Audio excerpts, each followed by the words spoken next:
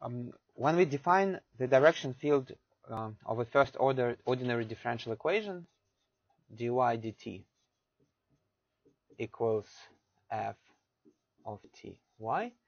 The direction field is the field with two entries, and the first component is 1, and the second component is f of t and y. You probably wonder what the reason is to assign the first component to be 1, and here is why.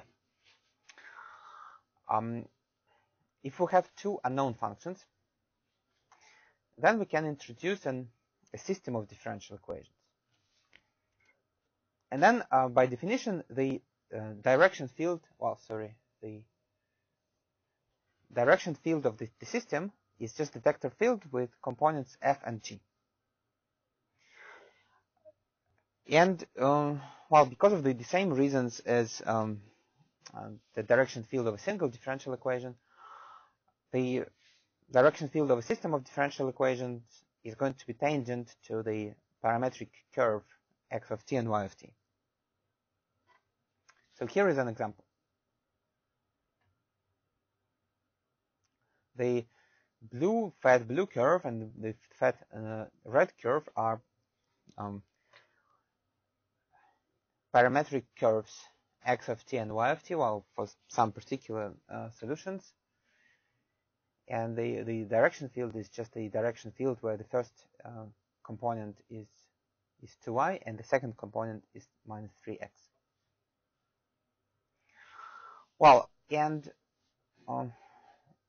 it is possible to convert a single ODE to a system of ODE as follows. We kind of introduce a dummy independent, if our ODE has independent variable x and dependent variable y, then we introduce a new independent variable t, and then we just write that x equals t. Well, I know it sounds silly probably, but then x prime equals 1, but then it means that what we get is that the original single differential equation and non-autonomous single differential equation is equivalent to a system of differential equations which is autonomous.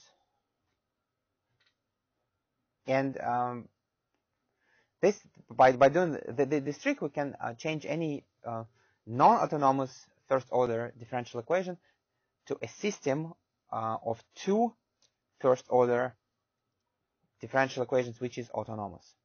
Well, and basically the concept of the direction field, it belongs to the theory of systems of differential equations rather than single differential equations. And we usually use it to study systems of differential equations. But it can be applied to single differential equations in this simple manner by introducing a dummy variable t and letting x equal t. Okay, so that's the reason. And I also want to give you a kind of an aspect of what's going on when we solve separable differential equations.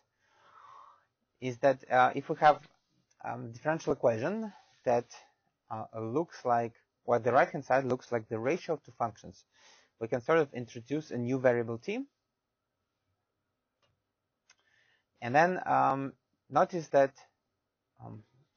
dy dx is actually the dy dt divided by dx dt. Well, again, it kind of seems like we can just cancel dt, which is not true. It's not canceling dt. This is due to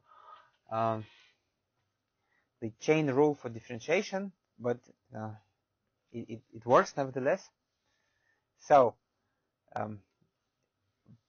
by doing this, we can from the original differential equation we can get this system of differential equations. Of course, such a system of differential equations is not really easier than the original differential equation. But what if g were a function of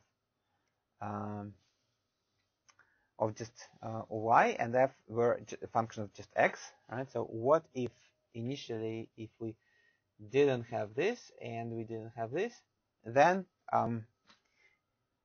which means the original ODE is separable, then what we get is something like this. Well, now, for the time being, you don't really have to understand it very deeply, and to process it is not really something new. But it is going to be important much later in the course, when we are going to apply this to solve certain systems of differential equations. But then, of course, I will remind you about how this is done.